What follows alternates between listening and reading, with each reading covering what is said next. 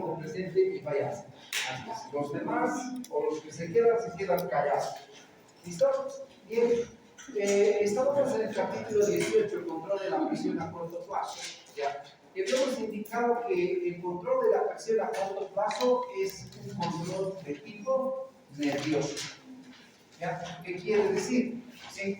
Existe un sistema nervioso que controla la presión a corto plazo y este sistema precisamente es el sistema nervioso autónomo simpático. ¿Sí? Por favor, entiendan que este sistema nervioso autónomo simpático está integrado a los receptores y también a los quimioreceptores. Sin olvidarnos que también está integrado a otros, así les voy a poner otros receptores periféricos que les voy a explicar. ¿Ya? Solo me faltaría explicar eso. ¿Ya? Entonces, el control de la presión a corto plazo es en cuestiones, buenas tardes, en cuestión de segundos o minutos. Y esto funciona de esa manera porque el sistema nervioso autónomo simpático, mediante nervios que viaja rápidamente la información, ¿ya? Controla la vasculatura y el diámetro de los vasos por vasoconstricción o vasodilatación. Vasoconstricción o vasodilatación. ¿Ya? Ahora, a este fenómeno, ¿qué se llama? Vasomotilidad. Vasomotilidad o vasomoción. Vasomotilidad o vasomoción. Bien. Hay detalles que vale la pena volver a repetir. ¿Por qué? Porque el centro vasomotor es prácticamente el encargado que es parte de este sistema que inerva los vasos sanguíneos. Este centro vasomotor tiene varias áreas vasoconstrictoras, vasodilatadoras y un área sensitiva que la voy a dibujar aquí. Sin olvidarnos que tiene áreas cardioinhibitoras y cardioaceleradoras. No importa el orden que he puesto. ¿Ya? ¿Qué es lo que pasa y cómo se integra esto?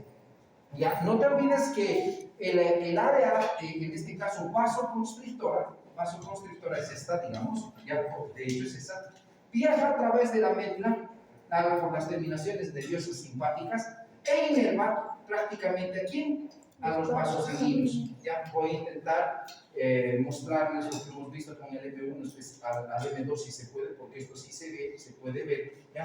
Y todos estos elementos, cuando se produce esa inervación, se produce vasoconstricción, y cuando disminuye la inervación, se produce vasodilatación. Ahora, este centro vasomotor, además de hacer esto, tiene una integración con lo que sería los vasoreceptores y quimioreceptores que están donde? En el callado de la aorta y en las carótidas. Por eso les había dicho que este sistema nervioso está integrado a los vasoreceptores, también a los quimio y a otros receptores periféricos. Entonces, ¿sí? Estas células vasoreceptores que están en el callado y también quimio se conectan al núcleo del tracto solitario a través del glosofaringo, de las recurrentes del vago, del nervio de Hering, ¿ya? ¿Y qué es lo que hacen? ¿Sí? De una u otra manera se integran este centro vasomotor y depende de la información que están recogiendo estos receptores para producir vasoconstricción o vasodilatación. ¿Ya? Creo que ha habido un lapsus y por favor quiero que corrijan esto. ¿Ya? Los vasoreceptores, si bien son sensibles más ¿a qué? A la presión baja, ¿correcto? Son muy sensibles, o sea, detectan mucho la presión baja, ¿ya? Pero hay un lapsus que aquí ha pasado. Esa sensibilidad a la presión baja no quiere decir que se despolaricen ante la presión baja. Quiero hacerles entender eso. ¿A qué se refiere? Resulta que cuando sube la presión arterial, por alguna razón, digamos, el sistema ha detectado subida de presión, esto es pregunta de examen hasta de residencia médica, está en el USML para que se dé examen en los Estados Unidos y todo eso, ¿ya? Para que de una u otra manera se estimule o no el centro vasomotor, entre comillas, ¿ya? Entre comillas, la subida de la presión, ¿qué es lo que hace? Despolariza a estas células, despolariza. Y esa despolarización manda señales al centro sensitivo. Y estas señales sensitivas, no te olvides que estas señales hacia dónde lo mandan, hacia el núcleo del tracto solitario a través de fibras recurrentes del vago. Entonces, esta despolarización de estas células estimulan al centro ¿qué? Vasodilatador. Y el centro vasodilatador bloquea la respuesta del vasoconstrictor. Entonces, lo único que quiero que corrijan, si es que no les he dado, y si les he dado, estas células se despolarizan a la alta presión, pero son sensibles a la baja presión. Ya es muy diferente. Ahora, ¿qué pasa cuando baja la presión? Cuando baja la presión, estas células dejan de despolarizarse. O sea, ¿qué quiere decir? Como que no mandan estímulos al centro vasomotor. Entonces, el centro vasomotor entiende, no hay estímulos, debe estar baja la presión. Entonces, ¿qué hace? Automáticamente, directamente estimula al centro vasoconstrictor y produce vasoconstricción, y a través de la vía cardioaceleradora también estimula al corazón para que aumente ¿qué? La frecuencia cardíaca. No te olvides que la frecuencia cardíaca es un elemento muy importante junto con el volumen sistólico. ¿Para qué? Para determinar quién, al gasto cardíaco. Eso quiere decir que si aumenta la frecuencia cardíaca, ¿qué va a pasar con el gasto cardíaco? Va a aumentar. Y por ley de Ohm, el gasto cardíaco depende de qué? De la presión arterial sobre la resistencia. Pero hay un detalle, si nosotros queremos que suba la presión porque ha bajado, ¿qué es lo que pasa? Vamos a despejar y la presión arterial es igual al gasto cardíaco. ¿Por qué? ¿Ya? Entonces, si sube el gasto cardíaco, ¿qué es lo que pasa? Sube la presión porque son directamente proporcionales, pero además se ha producido ¿qué? Vasoconstricción. Entonces sube esto y ayuda a subir la presión cuando baja. ¿Entendido? Entonces, definitivamente, este es el fenómeno y esto es lo que un poquito les he dado. Y si no les he dado, ahora están anotándolo. ¿Ya? Si bien los vasoreceptores son sensibles a la baja presión, porque no mandan estímulos, se despolarizan a la alta presión. ¿Ya? Y al despolarizarse, como estos nervios son dependientes del vago, ¿el vago qué hace? Frena, ¿correcto? Entonces, frena los estímulos y estimula el área vasodilatadora. Y esta inhibe a la vasoconstrictora. ¿Para qué? Si ha subido la presión, ¿qué es lo que pasa? Los vasos sanguíneos se dilatan y disminuyen su resistencia vascular. ¿Correcto? Bien, eso quería decirles en este punto. Bien, ahora, ¿ya? ¿Qué es lo que pasa? Además, ¿se acuerdan que les he dicho que el control de la presión arterial a corto plazo es nervioso? ¿Qué otros elementos, además del sistema nervioso y los vasoreceptores integrados, controlan la presión? Otros receptores. Y esos otros receptores son los receptores cardiopulmonares. Ojo, ¿ya? Cardio porque están en el corazón, simple y llanamente. Cardio porque están en el corazón. Y pulmonares porque están en los pulmones. Vamos a explicar esto. Resulta que cuando por alguna razón, por favor, todo esto es importante, ya van a ver más adelante cómo se utiliza esto, ¿ya? Cuando por alguna razón, y esto ya sabes, el retorno venoso aumenta, pregunta para ustedes, ¿qué tiene que pasar? Si aumenta el retorno venoso, ¿qué tiene que pasar? Aumenta el gasto. Tiene que aumentar el gasto cardíaco, siempre los dos son iguales. Pero entonces, vamos a ir, si aumenta el retorno venoso, ¿qué es lo que pasa? Fíjate, por favor, aumenta el volumen de sangre que llega ¿a quién? A la aurícula derecha. La aurícula derecha tiene receptores de distensión. Estos receptores de distensión están conectados a estos nervios. ¿Ya? Entonces significa, si por alguna razón aumenta el retorno venoso, la aurícula derecha se distiende y le avisa al centro vasomotor que ha aumentado el retorno venoso. Entonces, ¿qué tiene que hacer el corazón si aumenta el retorno venoso? Tiene que aumentar ¿qué? El gasto cardíaco. Entonces le dice al corazón, entre comillas, como respuesta, aumenta la frecuencia cardíaca. ¿Por qué? Así va a aumentar el gasto cardíaco. ¿Me está entendiendo? Entonces, cuando por alguna razón, ahora incluso esto va de la siguiente manera, nos vamos al cine, y en el cine consumes ¿qué? Palomitas con sal, líquido, y aumenta tu volumen sanguíneo. Ya te he dicho, en condiciones normales tu presión debe mantenerse ¿qué? Siempre es estable, casi nunca cambia la presión, ¿ya? Especialmente en condiciones de reposo, ¿ya?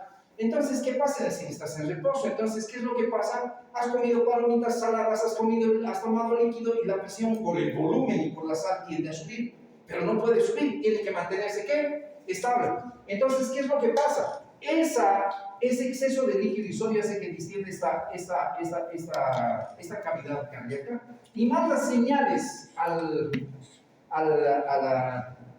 al centro vasomotor para que aumente el gasto cardíaco. Pero hay un detalle, al mismo tiempo, porque los dos tienen que ser iguales, manda señales para que baje la presión y no suba mucho. Entonces, ¿qué es lo que pasa? Manda señales al centro inhibidor, o sea, vasodilatador, y de esa manera inhibe al vasoconstrictor y los vasos sanguíneos se vasodilatan, disminuyendo la resistencia vascular. No te olvides que la presión depende más de esto que del gasto cardíaco.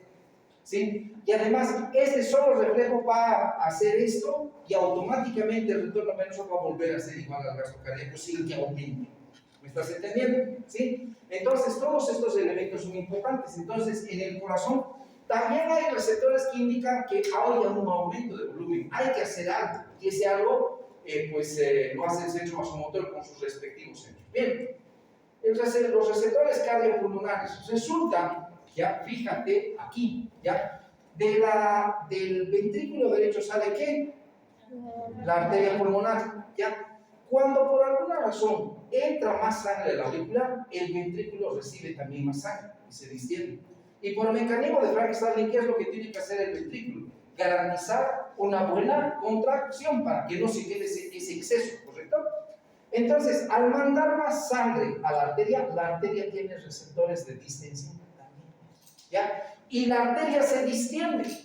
Entonces, esa distensión de las arterias también van a viajar, ¿sí?, a estas fibras o por esas fibras y van a avisarle al centro vasomotor: hey, está pasando algo está pasando porque está aumentando la presión, hay que mantenerlo estable. Entonces el centro vasomotor desencadena mecanismos para que la presión baje, activando el centro vasodilatador, inhibiendo al vasoconstrictor, y de esa manera la presión se mantenga estable. Todo esto se produce en cuestión de segundos o minutos. ¿Listo? Lógico.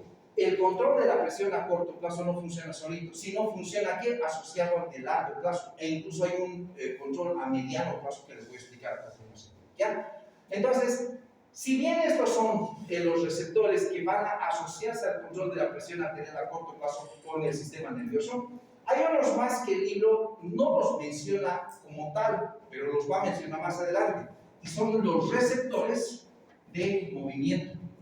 ¿Ya? Los receptores de movimiento son periféricos, están en tus músculos, están en tus pantorrillas, donde sea. ¿Qué hacen estos receptores de movimiento? Si por alguna razón haría esto, estoy haciendo ejercicio con mi brazo y está empezando a contraerse mi bíceps. Entonces, el movimiento del bíceps, solo ese movimiento, le indica y le manda una señal a través de la médula espinal, porque aquí está el movimiento, al centro vasomotor y le dice: hey, está haciendo movimiento tu músculo. Hay que hacer algo para que le demos más sangre a ese músculo y para que no le falte.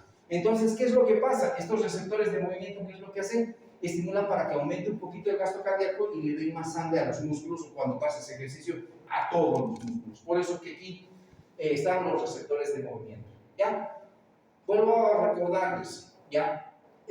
¿Cómo se controla la presión a corto plazo? Mediante vía nerviosa. Lo primero que tienes que saber, es pregunta de examen, ¿sí? ¿Cuál es esa vía nerviosa que controla la presión arterial a corto plazo en segundos, máximo minutos? El sistema nervioso autónomo simpático, ¿sí? ¿Asociado a qué? ¿O integrado a qué? A los receptores y los quimioreceptores, más otros receptores como los cardiopulmonares y los receptores periféricos del movimiento. Todo eso se integra. ¿Qué hacen estos receptores? Detectan cambios de la presión, y ante la subida o bajada de la presión le avisan al centro vasomotor qué hacer. Si sube la presión, ¿qué tiene que hacer?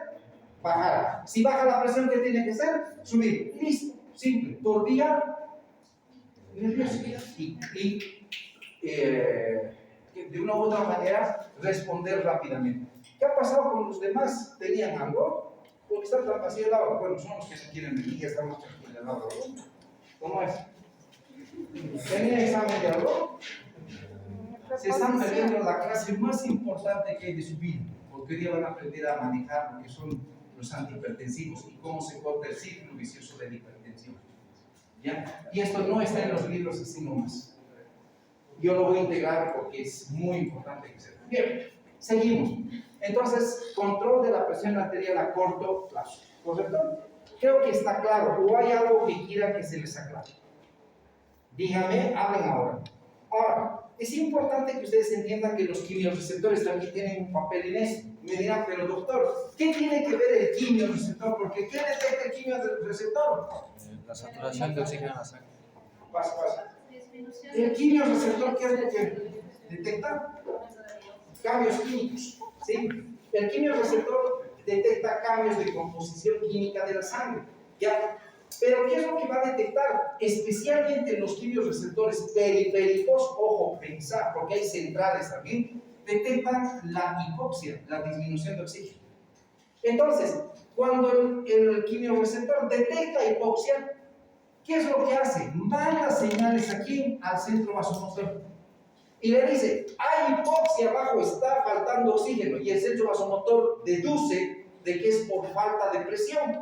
Entonces, ¿qué hace el centro vasomotor? Activa el centro